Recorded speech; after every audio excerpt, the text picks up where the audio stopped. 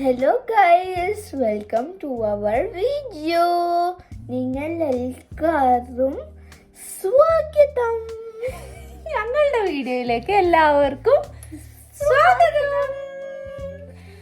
അപ്പൊ ഞങ്ങൾ ഇന്ന് എങ്ങോട്ടാ പോകുന്നതെന്നറിയോ? ഇന്നല്ല, ഞങ്ങൾ നാളെ എങ്ങോട്ടാ പോകുന്നതെന്നറിയോ? എങ്ങോട്ടാ പോകുന്നത് നീലു? നമ്മള് ലുസേണിലാ പോകുന്നത്. ഞങ്ങൾ കുറച്ച് സൺലൈറ്റ് ഒക്കെ അടിച്ച് അടിപൊളിയായിട്ട് ഇരിക്കാന്ന് ചോദിച്ചപ്പോ സൺലൈറ്റ് കുറച്ച് കൂടിപ്പോയി. ഞങ്ങൾ പോകുന്നത് ലുസേണിലാണ്. അവിടെ എന്തൊക്കെ കാണാനാ പോകുന്നത്?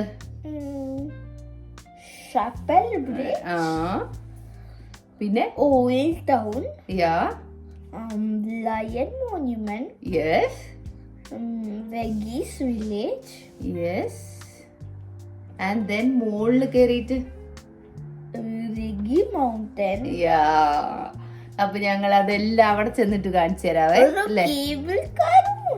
ഒരു കേബിൾ കാറും ഉണ്ട്. നാളെ കാണിച്ചു തരാം എല്ലാം. Okay, bye, welcome to our video.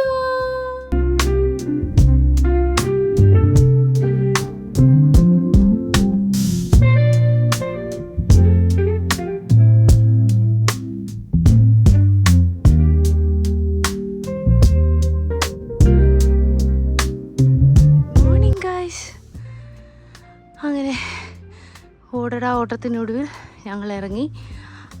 രാവിലെ 5:40 ഉള്ളൂ സമയം. കുറ്റാക്കൂരിട്ട് അവരിറങ്ങി വരുന്നതേ ഉള്ളൂ. ഞാൻ വേസ്റ്റ് കളയാൻ വേണ്ടിയിട്ട് ഓടി വന്ന് വേസ്റ്റ് കളഞ്ഞു. ഞങ്ങൾക്ക് ഓടിപ്പോയി. ഇവിടുന്ന് 15 മിനിറ്റ് താഴേക്ക് ഓടിയാൽ റെയിൽവേ സ്റ്റേഷനാണ്. അപ്പോൾ ഇനി ഓടണം. ഓടിയിട്ട് റെയിൽവേ സ്റ്റേഷൻ. അവന്മാർ വരുന്നുണ്ട്. ഞങ്ങൾ പോകുന്ന സ്ഥലത്തിനെ പറ്റിയൊക്കെ ഞങ്ങൾ ട്രെയിനിൽ കയറിയിട്ട് പറയാം.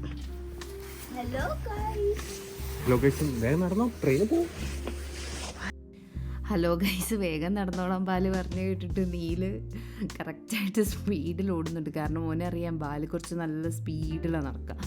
അപ്പോൾ ആ സ്പീഡ് പിടിച്ചാലേ നമുക്ക് എത്താൻ പറ്റുള്ളൂ. അപ്പോഴത്തേക്ക് ഞാൻ ഈ വീഡിയോ കൂടെ എടുക്കുന്നുണ്ട്. ബാലു അവിടെ നിന്ന് വിളിച്ച് പറയുന്നുണ്ട്, ഏച്ചി ഞങ്ങൾ ട്രെയിൻ വന്നാൽ കയറി പോട്ടോ, ഈ വരുന്നുണ്ടെങ്കിൽ പെട്ടെന്ന് വാ.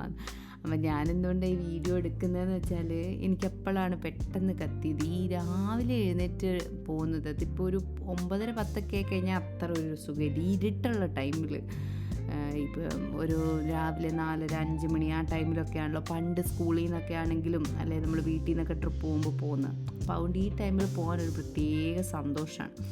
എഴുന്നേറ്റ് പെട്ടെന്ന് റെഡിയായി. നീലും അതെ കേട്ടോ, ആ കാര്യത്തിന് നീല് ഫുള്ളെല്ലാം കറക്റ്റ്. എപ്പോൾ വിളിച്ചാലും ആ ടൈമിൽ എഴുന്നേറ്റ് എല്ലാം റെഡിയായി. പിന്നെ ഇപ്പോൾ ഇതുപോലെ ഫുൾ ഓടി വന്ന് എവിടെയാണ് ട്രെയിന് പ്ലാറ്റ്ഫോമൊക്കെ നോക്കിയിട്ട് നമ്മളെ ലീഡ് ചെയ്ത് കൊണ്ടുപോകുന്ന ആ കാര്യത്തിൽ അവൻ ഉഷാറാണ്. അപ്പോൾ നമ്മളിങ്ങനെ പറയുന്നുണ്ട്, ഇന്നത്തെ ഓട്ടം കഴിഞ്ഞ അമ്മ എന്നവൻ പറയുക. ഇതാണ് ടൈമിംഗ് എന്നൊക്കെ പറഞ്ഞത്. നമ്മൾ കയറിയ ട്രെയിൻ വരിയെ ഒരുമിച്ചായിരുന്നു. അപ്പോഴത്തേക്കും നമ്മൾ പിന്നെ എന്താണെങ്കിലും സെക്കൻഡ് ക്ലാസ്സിലാണ് കയറേണ്ടത്. അപ്പോഴത്തേക്കും അവിടെ ഒരെണ്ണം കണ്ട് നീല് പിന്നെ എവിടെ ചെന്നാലും സീറ്റ് പിടിക്കുന്നതിൽ ഭയങ്കര ഉഷാറാണ്. അത് നമുക്ക് വേണ്ടിയിട്ടല്ല, അവനിരിക്കണം എന്താണേലും. അതുകൊണ്ട് അവൻ ആദ്യം പോയി ഡോറ് തുറക്കുന്നതിൻ്റെ അവിടെ പോയി ക്യൂ നിൽക്കും.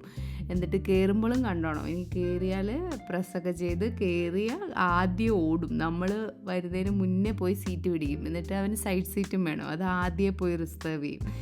എനിക്ക് പ്രശ്നമില്ല, എനിക്കങ്ങനെ സൈഡ് സീറ്റ് വേണം എന്നുള്ള പ്രശ്നമില്ല. അതുകൊണ്ട് നീലും ബാലും തമ്മിലാണ് അടി. ട്രെയിനിൻ്റെ ഏത് ഡയറക്ഷനാണോ ആ ഡയറക്ഷനിൽ തന്നെയുള്ള സൈഡ് സീറ്റ് വേണം നീലിന്, അത് തന്നെ വേണം ബാലിന്. അപ്പോൾ ബാല് വരുന്നുണ്ട്, നമുക്ക് അങ്ങോട്ട് പോകുന്നത്. അപ്പോഴത്തേക്ക് നീല് ഓൾറെഡി അവിടെ പോയി സ്ഥലം പിടിച്ച് എന്നിട്ട് നോക്കിയിരിക്കുകയാണ്. എവിടേക്കെങ്കിലും പോകുന്നതിന് മുന്നേ ഞാൻ ഫസ്റ്റ് ആ സ്ഥലത്തിനെ പറ്റിയിട്ടൊന്ന് വായിച്ച് മനസ്സിലാക്കും. എനിക്ക് പറ്റുന്ന രീതിയിൽ വായിച്ച് മനസ്സിലാക്കിയിട്ട് ഞാനത് ഒന്നെങ്കിൽ എൻ്റെ ഫോണിൽ ടൈപ്പ് ചെയ്യും എല്ലാ ഇൻഫർമേഷൻസും, അല്ലെങ്കിൽ ഞാൻ ഇതുപോലെ പ്രിൻ്റ് എടുത്തിട്ട് നീലിന് കൊടുക്കും. കാരണം നമ്മളൊരു സ്ഥലം മനസ്സിലാക്കിയിട്ട് ആ സ്ഥലത്തേക്ക് പോകുമ്പം അതിനൊരു പ്രത്യേക, അത് നമുക്ക് വേറെ രീതിയിൽ എൻജോയ് ചെയ്യാൻ പറ്റും. അപ്പോൾ ഇപ്പോൾ നീലിനോട് ഞാനും ബാലും കൂടെ പറഞ്ഞു കൊടുക്കുകയാണ്. അവിടെ ഒരു ബ്രിഡ്ജുണ്ട് ലുസേണിൽ, ഷാപ്പൽ ബ്രിഡ്ജ്. ആ ബ്രിഡ്ജിൽ ശരിക്കും പറഞ്ഞാൽ 1333 പണി കഴിപ്പിച്ച ബ്രിഡ്ജാണ്. പിന്നെ 1993 അവിടെ ഒരു തീപിടുത്തം ഉണ്ടായി, ഓഗസ്റ്റ് 18. ആ തീപിടുത്തത്തിൽ ശരിക്കും ആ ബ്രിഡ്ജിൻ്റെ കുറേ നാശനഷ്ടങ്ങളുണ്ടായി. അവിടെ 100ഓളം ട്രയാങ്കുലർ പെയിൻറ്റിങ്സ് ഉണ്ടായിരുന്നു. അതിലെ 30 മാത്രമേ ഇനി ബാക്കിയുള്ളൂ. അതൊക്കെയാണിപ്പോൾ അവൻ വായിച്ചുകൊണ്ടിരിക്കുന്നത്. അപ്പോൾ അല്ലെങ്കിൽ നമ്മൾ ആ ബ്രിഡ്ജിൽ പോകുമ്പോൾ നമുക്കൊന്നും മനസ്സിലാവില്ല അവിടെ എന്താ സംഭവിച്ചതെന്ന്. ഇത് വായിക്കുന്നത് കൊണ്ട് ഓനറിയാം അന്ന് തീപിടുത്തത്തിന് ശേഷം റീസ്റ്റോർ ചെയ്ത് പഴയ രീതിയിൽ തന്നെ ആക്കിയെടുത്ത ഒരു ബ്രിഡ്ജാണ്.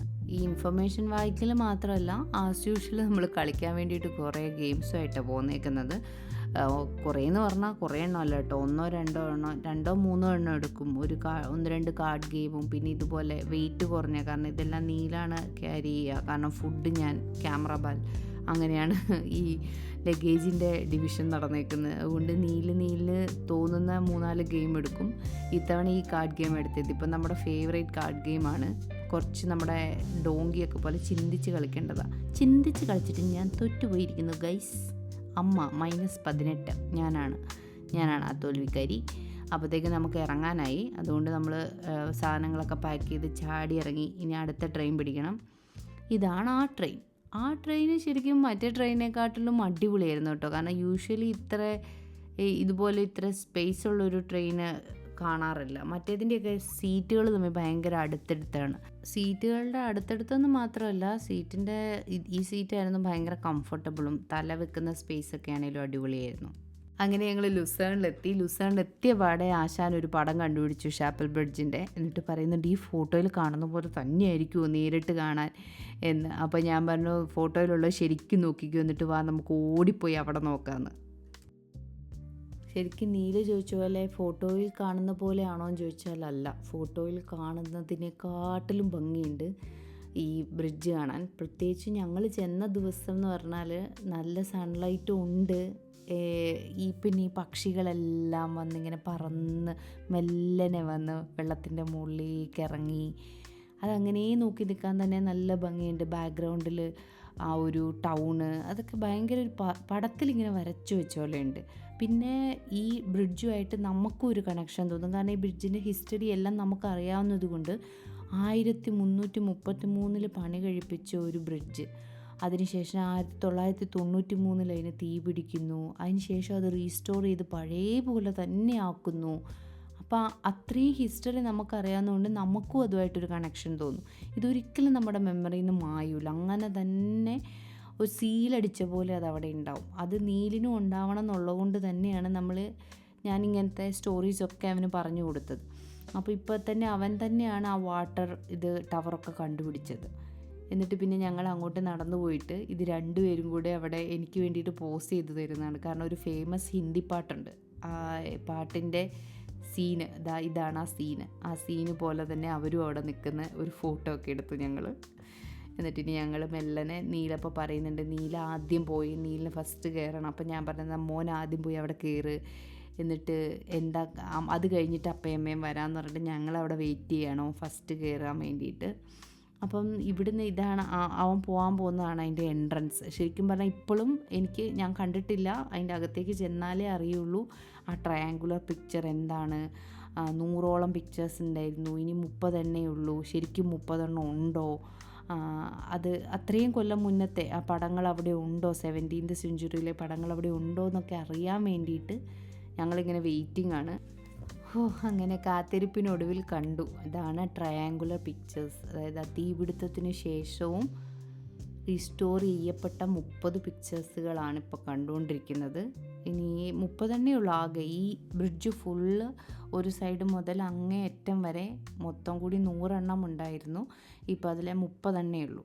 അപ്പോൾ ഇങ്ങനെ നമ്മൾ നടന്നു പോകുമ്പോൾ തന്നെ നമുക്ക് കാണാൻ പറ്റും. കുറച്ച് ദൂരം കഴിയുമ്പോൾ ഇവിടെ അവിടെ കാണാം, അവിടെ വരെ ഉള്ളൂ ആ പിക്ചേഴ്സ്. അത് കഴിയുമ്പോഴത്തേക്ക് ആ ലാസ്റ്റ് വൺ ടോട്ടലി റീസ്റ്റോർ ചെയ്യാൻ പറ്റാത്തതാണ്. ഫുള്ള് ബ്ലാക്കാണ് അത് കാണാൻ. ഇതിൻ്റെ സൈഡിലേക്കൊക്കെ നോക്കി ആ ബ്രിഡ്ജിൻ്റെ താഴവശം കാണാം. എന്തൊരു ഭംഗിയല്ലേ അത് കാണാൻ. ഇതാണ് ശരിക്കും ആ ലാസ്റ്റ്. ഈ സൈഡിൽ നിന്ന് ലാസ്റ്റ് എനിക്ക് തോന്നുന്നു അങ്ങേ സൈഡിലും 2-3 പിക്ചേഴ്സും കൂടെ ഉണ്ടെന്ന് തോന്നുന്നു. ഈ സൈഡിലത്തെ ഈ ലാസ്റ്റ് വൺ അതാണ് നീല അവിടെ ഇരുന്ന് അവൻ്റെ ഇതിൽ പേപ്പറിൽ കണ്ടുപിടിക്കുകയാണ്. ഈ പോയിൻ്റൊക്കെ കണ്ടുപിടിക്കാൻ ഉള്ളൊരു ടാസ്ക് കൊടുത്തിട്ടുണ്ട് ആ പേപ്പറിൽ. അതാണ് അവൻ ആശാൻ കണ്ടുപിടിക്കുന്നത്. ഇവിടെ എഴുതി വെച്ചിട്ടുണ്ട് ഷാപ്പൽ ബ്രിഡ്ജ്. ഇവിടെ നിന്നാണ് അന്ന് ഈ കറക്റ്റ് ഈ പോയിന്റിൽ നിന്നാണ് തീപിടുത്തം തുടങ്ങിയത്. അന്ന് തീപിടിക്കാൻ കാര്യം വന്ന് അവിടെ എന്തോ ഒരു ബോട്ട് നിർത്തിയിട്ടിട്ടുണ്ടായിരുന്നു. ആ ബോട്ടിൽ നിന്ന് വന്ന തീയാണ് ബ്രിഡ്ജിലേക്ക് കടന്നതെന്നാണ് പറയുന്നത്. എന്താണ് ശരിക്കുള്ള റീസൺ അറിയില്ല. ഇപ്പോഴും നമുക്ക് കാണാം അന്നത്തെ തീപിടുത്തത്തിലുണ്ടായ ഇതുപോലത്തെ കാര്യങ്ങളൊക്കെ അവർ അങ്ങനെ തന്നെ സൂക്ഷിച്ചിട്ടുണ്ട്. അതായത് മാക്സിമം പണ്ടത്തെ ഇത് തന്നെയാണ്. തീ പിടിച്ച് ഫുള്ളി നശിച്ചു പോയിടത്താണ് അവർ പുതിയതായിട്ട് റീസ്റ്റോർ ചെയ്തതുള്ളൂ. ബാക്കിയുള്ളതെല്ലാം അങ്ങനെ തന്നെ നിലനിർത്തിയേക്കുവാണ്. എന്തൊരു ഭംഗിയാണ്, ഇങ്ങനെ ലോങ് ഇത്ര ഒരു നീണ്ട ഇത് ഭയങ്കര ഭംഗിയാണ്. പിന്നെ ഇത് ഈ സുവനീർ ഷോപ്പ് ഇത് ഭയങ്കര ഫേമസ് ആണ്. അത് അന്ന് മുതലേ ഉള്ള സുവനീർ ഷോപ്പാണ്. അപ്പോൾ ക്ലോസ്ഡ് ആയിരുന്നു. അപ്പോൾ ഞാനിങ്ങനെ ബാലിനോട് പറയുമായിരുന്നു നമുക്ക് നടന്നിട്ട് തിരിച്ചു വരുമ്പോൾ ചിലപ്പോൾ ഓപ്പൺ ആണെങ്കിൽ കയറാം. അപ്പോൾ ബാലും പറഞ്ഞു നമുക്ക് ഇവിടുന്ന് തന്നെ എന്തെങ്കിലും ഓർമ്മയ്ക്കായിട്ട് വാങ്ങിക്കാം, ഈ സുവനീർ ഷോപ്പിൽ നിന്ന് തന്നെ എന്തെങ്കിലും വാങ്ങിക്കാമെന്ന് പറഞ്ഞിട്ട് ഞങ്ങൾ തിരിച്ച് വരുമ്പോൾ നോക്കണം. അങ്ങനെ ഞങ്ങൾ അവിടുത്തെ ഓൾഡ് ടൗണിലേക്ക് എത്തി. ഇവിടുത്തെ ഈ ഓൾഡ് ടൗണും ശരിക്കും പറഞ്ഞാൽ സ്വിറ്റ്സർലാൻഡിലെ ബാക്കിയുള്ള എല്ലാ മിക്ക സ്ഥലങ്ങളിലെ ഓൾഡ് ടൗണൊക്കെ പോലെ തന്നെയാണ്. നല്ല ഭംഗിയുള്ള കുറേ കെട്ടിടങ്ങളും പിന്നെ ഈ കോബിൾ സ്റ്റോൺ സ്ട്രീറ്റ്സും. അപ്പോൾ നമ്മൾ കുറച്ച് ദൂരം നടന്നാലേ നമുക്ക് ലയൺ മോണ്യുമെൻറ്റിലേക്ക് എത്താൻ പറ്റുള്ളൂ. അങ്ങനെ നമ്മൾ ലയൺ മോണ്യുമെൻറ്റിലെത്തി. ഈ ലയൺ മോണ്യുമെൻ്റ് എന്ന് പറഞ്ഞാൽ സ്വിസ് സോൾജിയേഴ്സിൻ്റെ ഓർമ്മയ്ക്കായിട്ട് പണി കഴിപ്പിച്ചിരിക്കുന്ന ഒരു മോണ്യുമെൻ്റാണ്. 1792 കിങ് ലൂയിസ് 16 സ്വിസ് ഗാർഡ്സ് 900ഓളം വരുന്ന സ്വിസ് ഗാർഡ്സ് എനിമി വന്നപ്പം രാജാവിനെ രക്ഷിക്കാൻ വേണ്ടിയിട്ട് അവർക്ക് അറിയായിരുന്നു അവർ ഔട്ട് നമ്പേർഡ് ആണെന്ന്. എന്നിട്ടും അവർ യുദ്ധത്തിന് പുറപ്പെട്ട് യുദ്ധം ചെയ്തുകൊണ്ടിരിക്കുമ്പം ആളുകൾ മരിക്കുന്ന കണ്ടിട്ട് രാജാവ് പറയും ഇനി യുദ്ധം അവസാനിപ്പിക്കുക, നിങ്ങൾ നിങ്ങളുടെ ആയുധം വെച്ച് കീഴടങ്ങുക. അപ്പം രാജാവ് ഉദ്ദേശിച്ച് കീഴടങ്ങിയാലെങ്കിലും കുറേ പേർക്കെങ്കിലും ജീവൻ കിട്ടുമല്ലോ എന്ന് വിചാരിച്ചിട്ടാണ് രാജാവ് അത് പറയുന്നത്. പക്ഷേ എനിമീസ് എന്ത് ചെയ്യുമെന്ന് വെച്ചാൽ ഒരു ദയം കാണിക്കാതെ ഈ 600ഓളം പേരെ അവിടെ വെച്ച് തന്നെ കൊല്ലുകയും ബാക്കി 300 പേരെ ജയിലിൽ കൊണ്ടുപോയിട്ട് അവിടുന്ന് അതിക്രൂരമായിട്ട് കൊല്ലുകയും ചെയ്തു.